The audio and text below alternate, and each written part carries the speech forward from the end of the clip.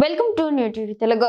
Megastar Chiranjeevi నటిస్తున్న మణిశంకర్ వరప్రసాద్ గారు సినిమాపై వ్యవస్థీకృత నెగిటివ్ ప్రచారాన్ని అడ్డుకుంటూ కోర్టు ఇచ్చిన తీర్పుపై యంగ్ హీరో విజయ్ దేవరకొండ స్పందించారు.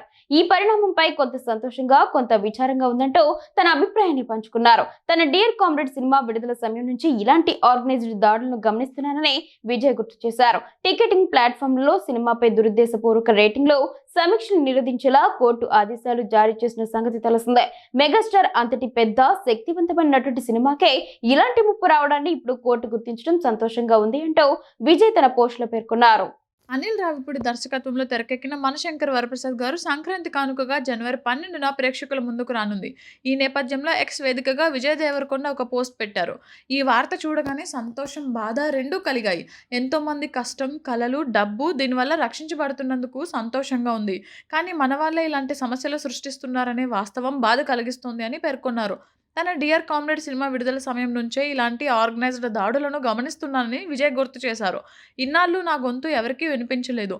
మంచి సినిమాను ఎవరూ ఆపలేరని నాకు చెప్పారు. కానీ నాతో సినిమా తీసే ప్రతి నిర్మాత, దర్శకుడికి ఈ సమస్య తీవ్రత ఏంటో తర్వాత అర్థమవుతుంది.